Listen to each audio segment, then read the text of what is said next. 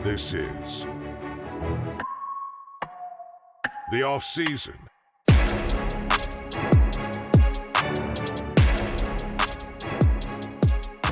Voice in your ears is Perfect Pervis, and welcome to the off season. I'm here to talk about all things relevant to me during the off season period of American football in Finland. Today's topic is experience versus quality experience. So, jumping right into it, what do I mean by experience versus quality? Experience is normally based on time or occurrences. Both are quantitative measurements that are misleading when you look for quality. So, jumping into like my first example, coaching. This is one of the topics that's really dear to me because people use the quantitative version over the quality. For example, I've been a coach for 2 years. Now, on the surface, okay, that makes sense. If you've done 2 seasons, you've probably been with a team for a year, blase, blase, but it really depends on where you're coming from to make that quality assurance of what your actual experience is. Because 2 years is 2 calendar years. During 2 calendar years, a lot can change and also a lot can be the same. And also, there can be different factors involved that you don't know. I was a coach for 2 years during COVID. That's different than I was a coach 2 years prior and 2 years post. So if I just say I was a coach for 2 years and leave it at that, it could be very misleading to someone trying to understand your actual quality experience. So what I wrote down here on my notes is I wanted to talk about it like in the United States and then go to Europe and stuff like that. So starting with the USA, normally if someone says, they've been a coach of a sport for a certain amount of time, they tell you what level it is and you kind of can understand.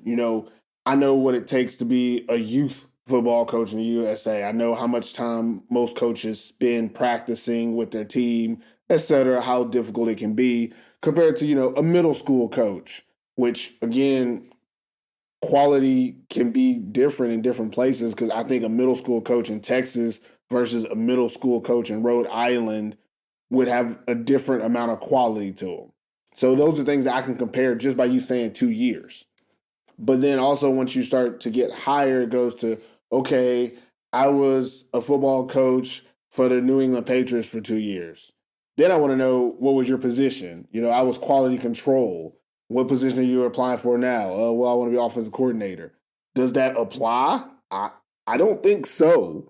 But you could put on your resume that you were a coach for 2 years at the New England Patriots. And if I glance at it, I just say, okay, he was a coach 2 years in the NFL. Even get more broad. And this is what a lot of people do internationally when you're trying to build resumes. People are like, oh, well, he was in the NFL. He coached in the NFL. Yeah, he was quality assurance. I mean, again, that's not an easy job to get, but does it qualify you to, be the head coach of a team in Europe? I don't know. But the quality does come into question in that situation. So when it comes to like USA, it's actually not that hard to understand like what someone has done because everything is so structured and organized. When someone says, I've been a high school coach for this long, I got a general idea. But me personally, I want to know, where were you coaching? What A were you in? Was it 1A, 2A, 3A, 6A, et cetera? Because I want to know what quality I can expect from you. But then also, if I really want to know if you're a good coach, I just talk to you. So moving on to if you go to like Europe, and Europe is a whole nother beast because out here in Europe, every team, club, federation, country does things differently. So someone who says, I've been a coach for 2 years, that could mean 2 seasons or maybe 8 seasons, depending on the coach. You have some coaches who coach, okay, I coach the men's team as a coordinator, then I'm a head coach for 2 juniors teams, and then I'm an assistant for another junior team. That's 4 teams. And you're coaching 4 teams within, a 3 to 4 month period. And then you have an off season where you might not coach them or you might. I don't know. It really depends on your team. So when you say you've been coaching for a certain amount of years, you actually shortchanging yourself because you've been coaching, a certain amount of teams, a certain amount of seasons. in a 6-month period, you went through 4 seasons. That's quantitative experience, obviously, but it's various experiences that you're leaving out by just saying, I was a coach for 2 years or for 1 year, for 6 months, et cetera, et cetera. Then you have guys who coach in multiple places. We've seen it in Europe, especially, where guys go, well, I've coached on, one team for 3 months, another team for 3 months, and another team for 3 months. And then I was a coach for 1 year. I've been coaching for 1 year. It's like, you've been coaching for one actual year, specifically like 3 different times. So you've done 3 different seasons, and then it goes into what goes into those seasons. Some club teams in Europe, they practice 3 days a week. Coaches have to put in a certain amount of time to prepare for those 3 practices. They play maybe 8 to 10 games. Then you go to other teams in other locations where a team practices once or twice a week. They play once every 2-3 weeks. You maybe have 6 games in a season, and it goes back to, okay, so what if I say that I've coached on all these different teams, and then when you look back at it, all the teams were playing a few games. They weren't practicing that much.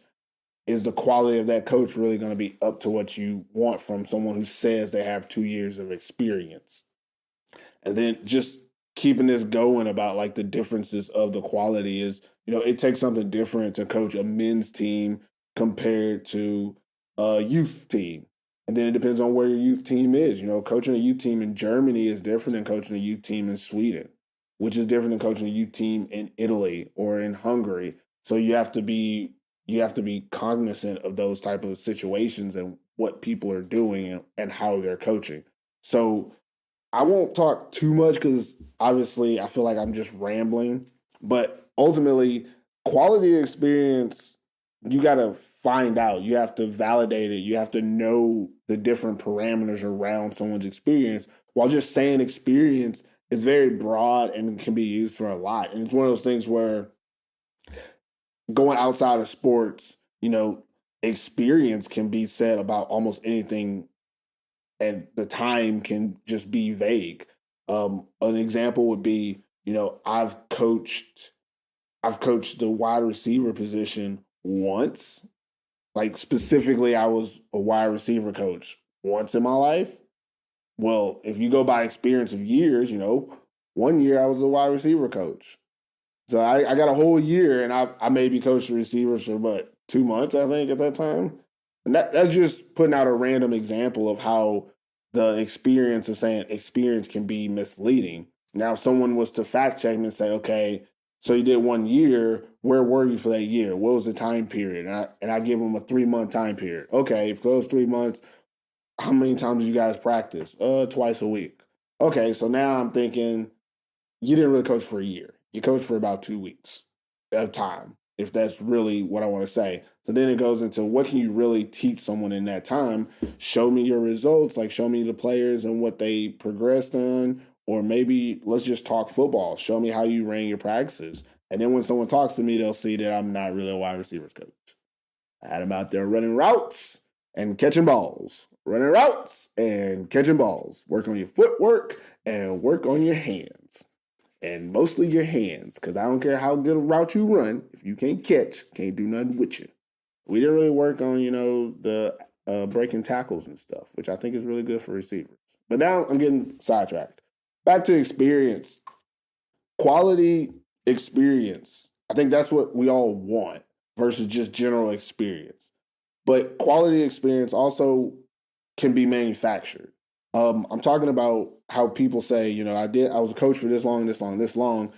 Yeah, maybe you were just a water boy for the New England Patriots for 2 seasons. But during those 2 seasons, you were at coaching clinics. You went to different small camps and was a guest coach at those camps.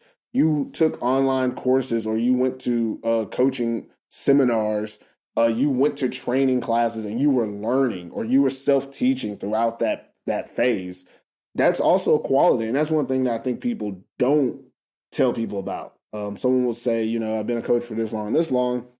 They won't mention that they attended this seminar, or that they went to this coaching clinic, or that they're part of the Glazers. They go to AFCA every year. And take up this many classes and learn about this, this, and this, or that they've learned from this coach specifically in a conversation. Like that's quality experience. Just to get even more specific about that, something that you would value more is, okay, someone comes to you and they're like, okay, I'm an offensive coordinator. I've been coaching for the last 10 years. My base offense is, shotgun pistol set, but I spent 2 months with Mike Leach and Hal Mumme back in 2010 to learn how to implement the air raid. That one sentence just made me forget all about your 10 years and your your shotgun and pistol, whatever the hell you said. Because when you give me that sentence, I'm like, okay, this guy knows how to run the air raid. And then obviously I'm gonna follow up and you got to teach me some stuff to prove it, because I just don't believe what people say, because people say a lot of things in this world nowadays. But it's one of those things where that's usually not on someone's resume. They don't really put that on their CV that they spent 2 months or maybe they spent 2 weeks with doing an in-depth dive, like spending every day with someone trying to learn something. Like that's something that qualifies as quality that a lot of people don't use when they're talking about their experience. Most coaches with that type of resume would just say, I have this experience. I mostly run this, this, and this. Even though they're capable of running something else, they don't say that, or they don't prove that they can do it by, showing you that, hey, at this time I learned this, this, and this. That goes for me personally as well. I'm originally from a I formation small town in Texas, Texas City, 409, shout out, Galveston County. But I went to college and we ran I formation for the first 2.5 years. And then we had a lot of injuries and we switched to our air raid offense. So I learned both I formation principles, concepts, as well as air raid. And when I came to Europe, I actually became a defensive back. So I kind of had to go back to my high school days and relearn that position. And I've played both man, zone, combo coverages, and different positions on the defense. I've played safety, robber, as well as linebacker, defensive end sometimes. But that's just too much extra stuff. Stick to the offensive stuff. I've come to Europe and I've learned different things from different people on the offensive side, and even relearn the air raid from two guys that ran two versions of it compared to what I ran in college. So that was interesting for me. But if I was to ever give a CV on my coaching or my football knowledge, I rarely would say, I'm proficient in this, or this, or I've spent years doing this or this, even though honestly, I have the quality experience. When we're talking about air raid concepts, I understand them thoroughly from two different aspects of how to get the ball downfield vertically, as well as how to get it out horizontally and quick and force the defense to make mistakes. But I'm not going to get too much of the X's and O's here. What I want to get back to is my point is that quality experience can be manufactured. I've never been the offensive coordinator of a team that runs air raid. That's not something I've ever done. But that doesn't mean I don't have the experience to do it if it was necessary. I've been the offensive coordinator of a team that we ran 5 plays. I've been the coordinator of a team we only ran 3 plays, and we ran 1 play the same time over and over in the game. This is a long time ago, but we ran zone left, zone right, fake zone pass. Those are 3 plays. And we won a championship. I'm just saying. Sometimes you do what you got to do. I have more, in my repertoire, but at the time we didn't need more and we couldn't do more with who we had. So we just did what we had to do to win. But again, I keep getting off subject because this is a great subject, but quality experience can be manufactured. There's a lot of different ways to do it. As I mentioned before, you can go to, camps. Camps are where, again, I guess I'm speaking specifically on coaches. I guess that's the topic. I hadn't even thought about it. Experience versus quality experience. I guess it should be coaching experience versus quality coaching experience, because that's the topic that I'm really sticking to. And when I'm thinking about coaching, I'm thinking about, okay, how do you get the quality experience? If you're coaching a team that wins all their games and doesn't play anybody that plays different type of offenses or defenses, or that challenges you, how can you get better? Well, one way is, you go to camps. There's camps all over the world in different places and times where you focus on different aspects of the game. so you can strengthen your weaknesses or challenge yourself in something that you think is a strength and you want to validate it and you couldn't during the season. Say I coach a team that runs the ball heavily because we have really good offensive line, really good running backs. But in the summer, I go to camps and I coach passing techniques and concepts of how to get the passing game going. It's not that I can't, it's just that I don't have the opportunity to do it on my team. So I need that extra experience. And that's quality. And that's something that you should put in your resume as well, is that not only do I have a team that rushes for 8,000 yards a year, also in the summertime, I work on my other skills as a coach so that I can be a complete offensive guru if I need to be. And obviously I'm speaking offense mostly just because defense is a little bit harder to discuss about these easy topics like this in a general space. So getting back to what I said, camps, that's one good way to do it. Another one is clinics where people explain to you the ins and outs of, philosophy, concepts, ideology of football. I think that's something that a lot of people try to skimp over. And when I say that, I mean like people try to use like what they've learned as the only way to get the experience. Why not go to someone who's been doing this and getting that experience and knows the pitfalls and how to make it work and just get the knowledge without having to do the negativeness? Like someone who started throwing the ball for football, the first person throwing passes, there was pushback. There was shit that went wrong and they had to get over that. We don't have to do that anymore. I don't have to figure out how to throw a football. Like I know how to throw a football because someone else learned the technique, streamlined it, and now I can just get that information. I don't have to go and throw a football. Well, I mean, technically you do eventually, but I don't have to go and figure out how do I grab it, where do I hold it, that's all information I can get readily. And that's something that clinics do really well, especially as you get higher in your football knowledge, is that there's a lot that you want to learn that you don't have time to learn. You can't practice everything to make you a better coach or player, really. A lot of it, you got to get the information and then try to apply it where you can. And clinics really help with that, especially if you're trying to make your own thing where you need different principles from different aspects of the game. You need to pick minds of other people. And what clinics really do is they get a lot of football minds together. And when you have a lot of football minds together, it's just a beautiful thing. And that's where innovation is made, and that's where people can create and become better at whatever their job or task is at the time. So clinics, next thing would be courses, which is similar to clinics, but usually like courses are like online and you don't really get to talk one-on-one with whoever is presenting. There's not as much like interaction personally, but you can still learn a lot of information from those courses.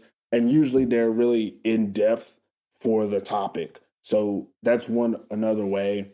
Also self-teaching, which goes kind of in line with the courses, is, people say, you can find anything on YouTube. That is true. There's a lot of information on the internet that you can find. There's books. There's tons of books about football and different things and strategy and all that X's and O's and stuff that you can look into and read and learn and apply that information.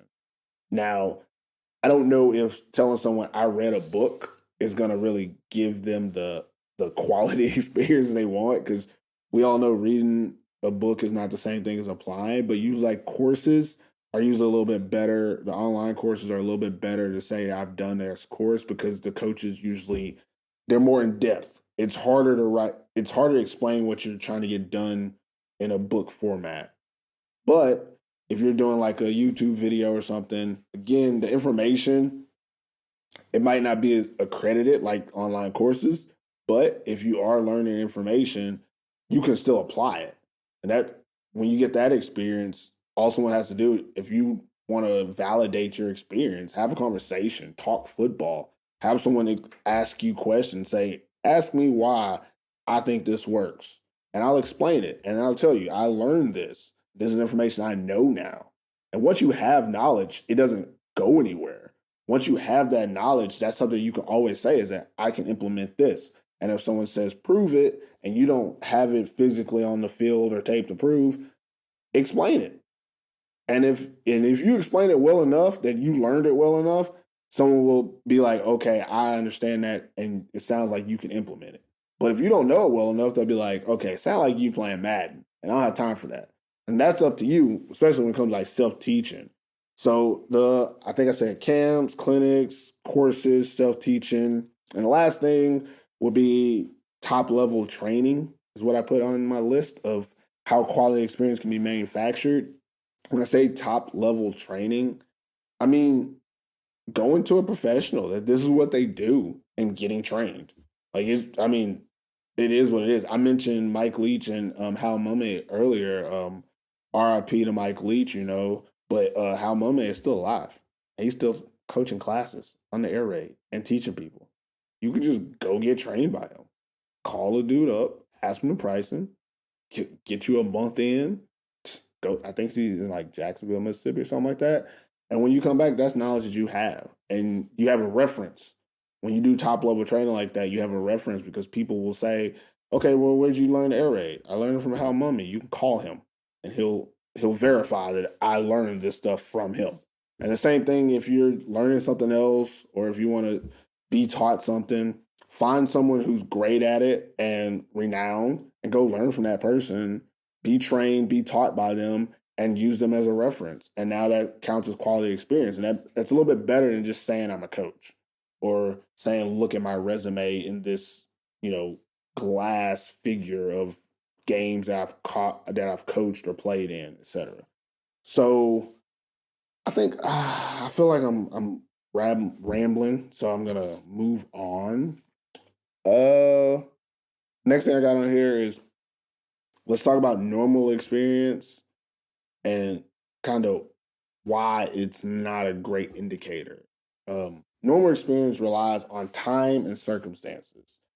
So, same situation over time or multiple situations in a short amount of time, which is better? So, this is more like a question. Let's say you're on a team and you're coaching it for 6 months and y'all are doing certain things. Your position is the same. You're a coach or offense coordinator. Y'all are running the offense 6 months. Y'all winning some games, blase, blase. Now, is that better than someone who goes in somewhere for 2 months here and then 4 months somewhere else, and now they have 2 seasons under their belt compared to your one, but they did it in a shorter amount of time and they weren't able to spend as much time, developing the teams? I don't know. But I do know that if both those coaches come back and say they coached for 1 season, they both would kind of be right, kind of be wrong. The guy that was there for 6 months, yeah, he coached for one season, but 6 months is a long time. Like, you were actually there for 6 months. How much time were you coaching during those 6 months? So I can get a real indicator of what you did and how much time you put in there, so I can see if your experience is actual quality compared to the guy who was one place for 2 months and another place for 4 months. Okay, the 2 month stint, did y'all even, like, how much did y'all guys practice and how much did you implement them? Was this a ready team and you just showed up and called plays? Or did you have to install an entire offense? Y'all were practicing 3 or 4 days a week. And then on that 4 month stint, that's a normal type of season. What was y'all's record like? What were y'all running? And were you doing the same thing at both locations?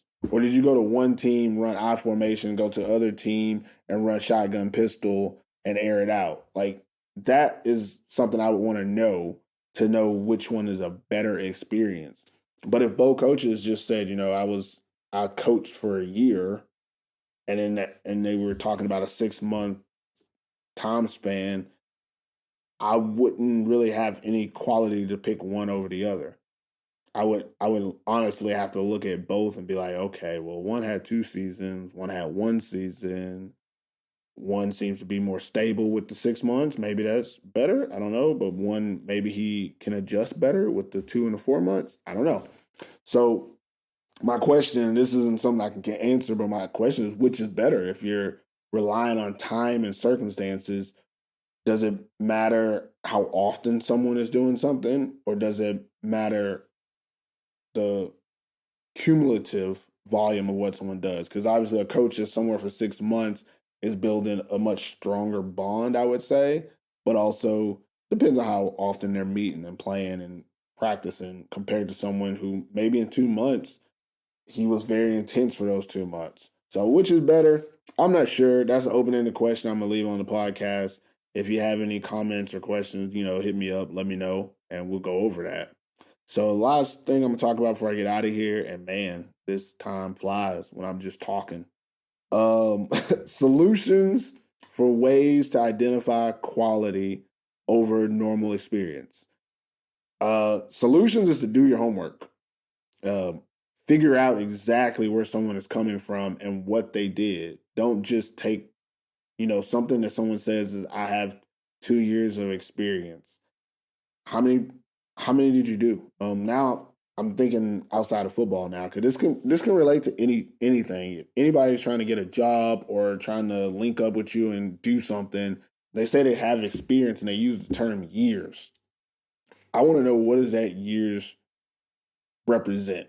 Does it represent you doing, you coaching two teams in a full calendar year, or you coaching one team and doing an off season, or is that you coaching four different teams in three different locations at the same time? Like, I want to know, what does that mean? So you have to do your homework. And the next thing you got to do is you got to notice the language used. When you're talking to someone and they say they have experience, let them talk about their experience. If someone says, I coached for 2 years, we did this, we did that, and you get that real like political talk, like, we ran a good offense, we were, number one at this, we had this in yards or something like that. That person is staying away from the X's and O's. So that's when you would have to be like, okay, tell me the truth. Like, what do you do on offense? How do you do it? And that conversation, that language they use will let you know what type of experience they really have. Because someone like me, I am not getting into X's and O's because I don't care. I'm not trying to be a coach of any sort, really. It's not my thing. So I don't really do the coaches' interviews. But if I was to have a conversation with someone and we were talking football, it would be a lot different than what you hear on this podcast. I can get into the X's and O's. I just choose not to. It's not my thing. But if I was interviewing or talking to someone about a coaching position, that's how I would talk, is as a coach. I wouldn't talk as someone who's more general and talking philosophy and ideology more than anything. Because philosophy and ideology are great for, media and talking to other people and talking, to normal people that don't know football or aren't in it. But if you're really looking for like a coach type of position, you need someone who talks football. You can find someone who can talk to the press and all that other crap. But if you don't have someone who knows football, who can talk and teach football, if you can't teach me something in a conversation, then how are you going to teach a whole team full of people with all these different attitudes and personalities? So that's just the second thing you got to do, is you got to notice the language that is used. Coaches talk different, and it's just easy to know. And quality of coaches talk different. A coach who's good but not great talks different than a coach who's great. Coach who ain't shit talks different than a coach who is shit, or is something, I guess is what I would say. You don't want to be shit, right? But that's what I'm saying. Notice language used. Last thing would be test. Conversations and tests. And I said notice language used before. Conversations, I'm saying have a conversation that's strictly about what you want to learn. It's strictly football. And have them talk to you and explain it, or have them, I guess, do a test or take a test on their knowledge of it. Now, obviously, it doesn't have to be like a written test. It could just be a situation, a hypothetical. If someone is in this defense, what would you do? If this is what you had on the field, this is the personnel you had, this is the time. Like, you just throw that out of nowhere. Honestly, if you throw that out of nowhere and they're like, hold on, let me get back to you.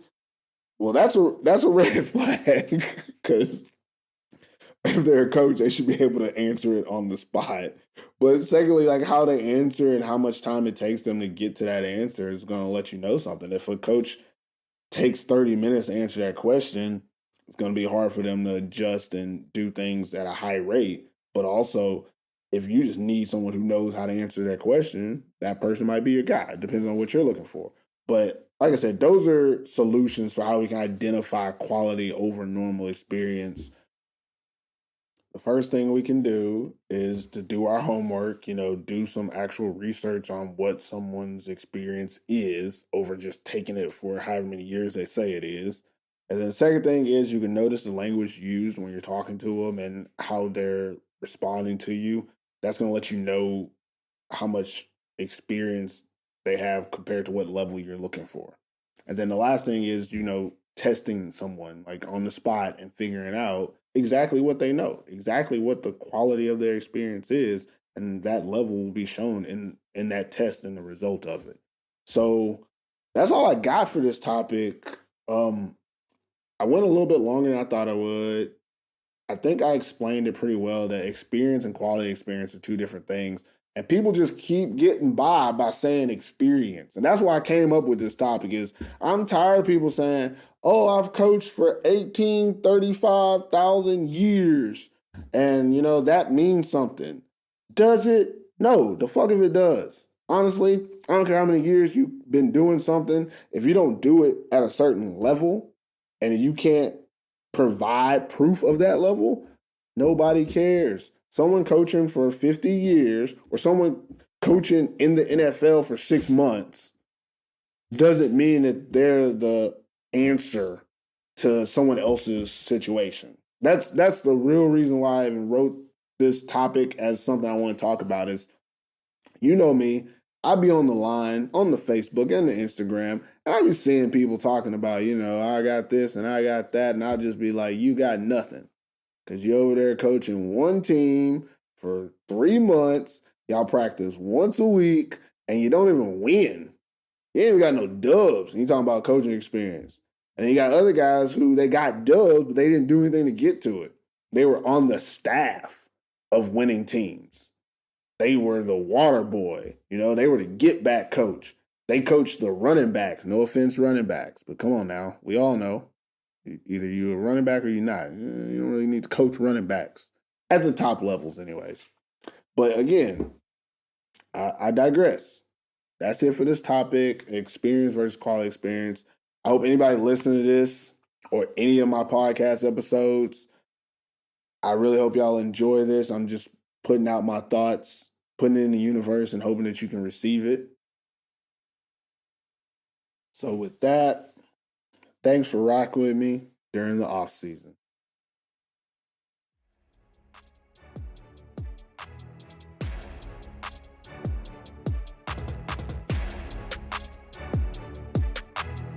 This is the off season.